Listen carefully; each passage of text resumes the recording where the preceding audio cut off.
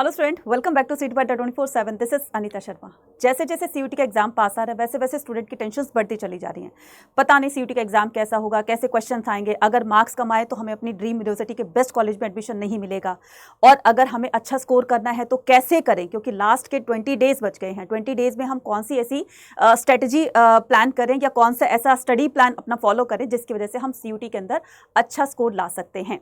तो आज की वीडियो स्पेशली उसी पर डेडिकेटेड है कि लास्ट के 20 डेज की स्ट्रेटजी आपके सीयूटी एग्जाम के लिए क्या होने वाली है, किस तरीके से आप अपने इस प्रिपरेशन को एक कदम और आगे तक ले जा सकते हैं, वो सारी चीजें बताने वाली हूं आज की इस वीडियो के अंदर।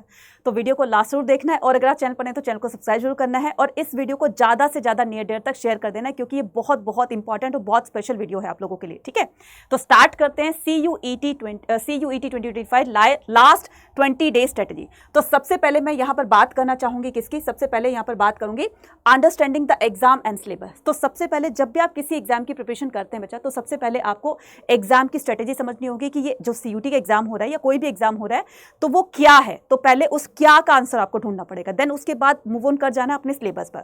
कई बार बच्चे बहुत बड़ी गलती करते हैं कि सिलेबस में क्या आ रहा है क्या नहीं आ रहा है, कई बार जो नहीं आ रहा है उसको भी पढ़ जाते हैं, जो कि टाइम वेस्ट करने वाली बात है। तो सबसे पहले आपको क्या करना है, एग्जाम और सिलेबस के बारे में जानना है। अब एग्जाम और सिलेबस के बारे में जानने के लिए सबसे पहले जो हमारा स्टेप होगा वो होगा एग्जाम पैटर्न। ठीक है, अभी मैं बताऊंगी एग्जाम पैटर्न सीयूटी का क्या होने वाला है, किस तरह का क्वेश्चन पेपर आता है और इसमें कितने सेक्शंस होते हैं, वो सारी चीज बताऊंगी।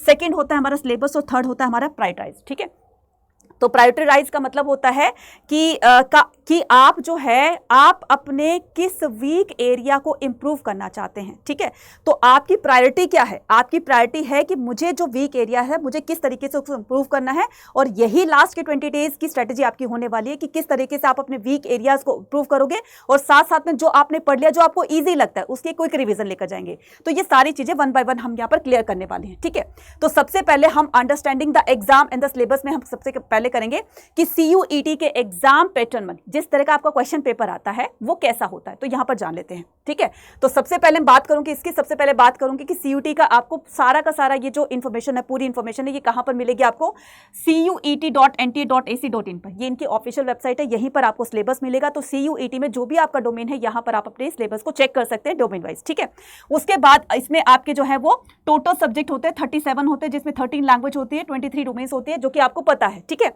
तो 23 डोमेन स्पेसिफिक सब्जेक्ट्स होते हैं, और 1 GAT होता है, यानी कि जनरल एप्टीट्यूड टेस्ट होता है।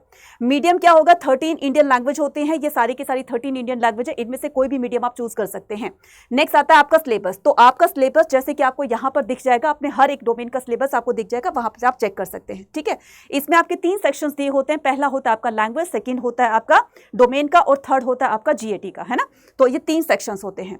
Choice of the test paper, तो ये आपको जो है वो कई बार ऐसे बच्चे करते हैं कि GAT उसमें इंक्लूड भी कर लेते हैं, कोई ऐसा होता है कि नहीं भी करते हैं, लेकिन ये डिपेंड करता है यूनिवर्सिटी बाय यूनिवर्सिटी, है ना। तो एक बार उसको चेक कर लीजिएगा। ठीक है, वैसे तो आपने फॉर्म फिल कर ही दिया होगा।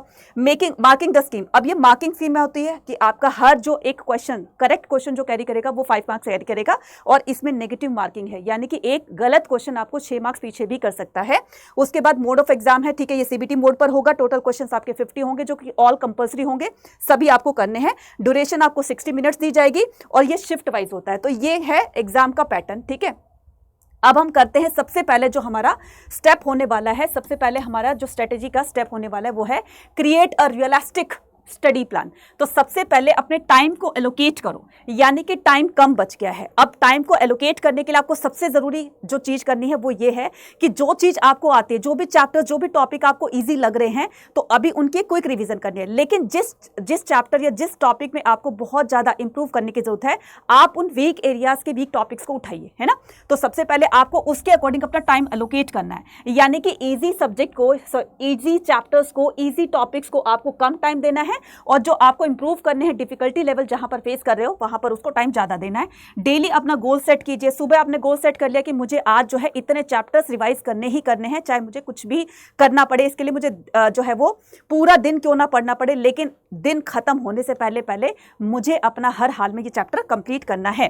बैलेंस अप्रोच करके आपको वहां पर चलना है। अप्रोच का मतलब होता है कि कई बार आप ऐसा करते हो कि किसी क्वेश्चन को करने में बहुत ज्यादा टाइम लगता है, किसी को बहुत जल्दी कर लेते हो, तो वो बैलेंस हो जाता है। तो अपना एक टाइम टाइमर लगाइए, सामने अपनी एक अलार्म या कोई वॉच होती है आप उसको सेट कीजिए, ठीक है, मोबाइल में भी कर सकते हो वैसे तो, है ना, डिजिटल वॉच भी होगी आपके पास, तो उसके अंदर टाइम सेट कीजिए और ये देखिए कि आपने जितने क्वेश्चंस किए हैं उसमें कौन सी आपने अप्रोच लगाई है और इस अप्रोच के साथ में कितने क्वेश्चंस आपके जल्दी सॉल्व हुए, कितने आपके लेट हुए। तो आपको टाइम को बैलेंस करना होगा, 60 मिनट से पहले ये सारी चीजें कर लेनी होगी, ठीक है। उसके बाद आपको क्या करना है, उसके बाद आपको focus on your study material. अब यहां पर तो सबसे जरूरी बात आती है वो होती है आपके स्टडी मटेरियल की। तो सिर्फ और सिर्फ आपको एनसीईआरटी बुक ही फॉलो करनी है और साथ में कंसाइज नोट्स जो है उससे आपको रिवीजन करनी है। अभी आपको डिटेल में कुछ नहीं पढ़ना है क्योंकि डिटेल में पढ़ोगे टाइम वेस्ट करोगे, ठीक है। अवॉइड द न्यू बुक्स, कोई भी न्यू बुक्स आपको नहीं पढ़नी है, सिर्फ और सिर्फ आपको एनसीईआरटी ही पढ़नी है। नेक्स्ट बात करते हैं प्रैक्टिस इफेक्टिवली। अब आपकी प्रैक्टिस कैसे होनी चाहिए, ये सबसे जरूरी है जो कि लास्ट 20 डेज में आपका पूरा का पूरा गेम पलट सकते हैं। तो प्रैक्टिस इफेक्टिवली कैसे करोगे कि सबसे पहले आप पीवाईक्यूज को देखेंगे। पीवाईक्यूज में सबसे बड़ा बेनिफिट ये होता है कि क्वेश्चन किस तरह से पूछे जाते हैं, किस चैप्टर से किस टॉपिक से ज्यादा क्वेश्चन पूछे गए हैं, तो आपको वो धीरे धीरे अंदाजा लग जाता है, पता लग जाता है कि मुझे इस चैप्टर पर ज्यादा फोकस करना है, इस टॉपिक से ज्यादा क्वेश्चन आए। तो ये सारी चीज पता चलेंगी आपको पीवाईक्यू से। देन उसके बाद क्या करना है, उसके बाद आपको मॉक टेस्ट जरूर से लगाने हैं। आप ये कर लो कि हर एक दिन मुझे 1 से 2 यानी कि 2 मॉक टेस्ट हर हाल में लगाने ही लगाने हैं, चाहे कुछ भी हो जाए 2 मॉक टेस्ट लगाऊंगा। तो इससे क्या होगी, मेरी स्पीड और एक्यूरेसी बढ़ेगी, स्पीड भी मेरी बढ़ेगी और एक्यूरेसी भी इंक्रीज होगी। कहने का मतलब ये कि मॉक टेस्ट से हमें पता चलता है कि एक रियल टाइम जो हम एग्जाम देते हैं तो उससे तो हम फेमिलियर होंगे, साथ साथ में हम क्या करेंगे, स्पीड और एक्यूरेसी पर जो अपनी पकड़ बनाते हुए हम अपने गोल को अचीव कर लेंगे, ठीक है। देन उसके बाद आता है हमारा एनालाइसिस द परफॉर्मेंस। अब ये एनालाइज द परफॉर्मेंस का मतलब होता है कि आपने कहां पर गलतियां की। अब ये ऐसा तो नहीं कि मॉक टेस्ट में सारे के सारे क्वेश्चंस आ गए, कहीं पर गलती भी हुई होगी, तो गलतियां कहां पर हुई है उसको एक पेपर पे नोट डाउन कर लो, क्योंकि जो क्वेश्चन सही हुए तो उसको तो आप कर ही लोगे, गलतियां कहां पर हुई उन गलतियों से आपको सीखना है। तो उन गलतियों को, उन मिस्टेक्स को आपको एक पेपर में लिखने ना। देन उसके बाद उन गलतियों को, उन मिस्टेक्स को दोबारा कीजिए कि कहां पर गलती हुई, और वो दोबारा से जब आप मॉक टेस्ट दोगे तो गलतियों के चांसेस कम होंगे। अब आता है, ये तो थी हमारे किसकी डोमेन्स की बात। अब हम 1 बाय 1 सारी चीजों को एक बार और से कर लेते हैं। Targeted strategy for the each section. अब 3 सेक्शन होते हैं तो तीनों सेक्शन के लिए स्ट्रेटेजी आपकी होनी चाहिए। लैंग्वेज में क्या करना है आपको, लैंग्वेज में practice reading comprehension, grammar rules, vocabulary, synonyms, antonyms और इडियम्स है, फ्रेजेस है, read the newspaper articles, improve your comprehension, ठीक है। तो ये सारा का सारा आपका लैंग्वेज का पार्ट है। डोमेन का तो आप पता ही कर ही चुके हो, तो क्लास 12 में जो भी आपके डोमेन्स रहे हैं तो उसके बोर्ड एग्जाम के दौरान आपकी तैयारी हो चुकी है। अब जो बात आती है किसकी, GAT की, यानी कि जनरल एप्टीट्यूड टेस्ट की। तो जनरल एप्टीट्यूड टेस्ट के अंदर आप सबसे पहले क्या करोगे, जनरल नॉलेज, उसके बाद करंट अफेयर्स है, स्टे अपडेटेड। तो आपको न्यूज़पेपर वगैरह कम से कम आपको जो है वो 6 to 9 मंथ्स के करंट अफेयर्स जो है वो रिवाइज करके जाने हैं। 6 to 9 मंथ्स के आपको सारे के सारे करंट अफेयर्स के सारे सेशंस आपको यहीं पर मिल जाएंगे। तो कम से कम आपको 6 to 9 मंथ्स के करंट अफेयर्स आपको रिवाइज करके जाने हैं। इसमें आपके नेशनल भी आ गए और इंटरनेशनल इवेंट्स भी आ गए, अवार्ड्स वगैरह भी आ गए, ये सारी चीजों पर ध्यान रखना है। उसके बाद आपका आता है क्वांट और रीजनिंग की बारी आती है।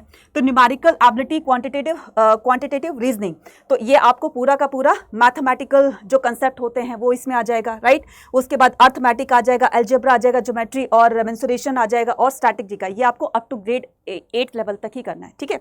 उसके बाद logical analytic reasoning, practice the different types of reasoning. For example आपके वर्बल होती है, नॉन वर्बल होती है, बहुत सारे इसमें रीजनिंग में कंसेप्ट होते हैं, तो आपको उनको सभी को साथ साथ में आपको लेकर चलना है, ताकि आपने जिन भी बच्चों ने GAT अपना फिल किया है उसकी एक अच्छी सी प्रिपरेशन लेकर जा सके। और ये सारी प्रिपरेशन आपको इसी चैनल पर करवाई जाती हैं, तो डेली अपडेट आपको रहना होगा और यहाँ पर हर एक क्लास की एक सही से इंफॉर्मेशन ले जाकर आप अपने एग्जाम में अच्छा स्कोर कर सकते हैं।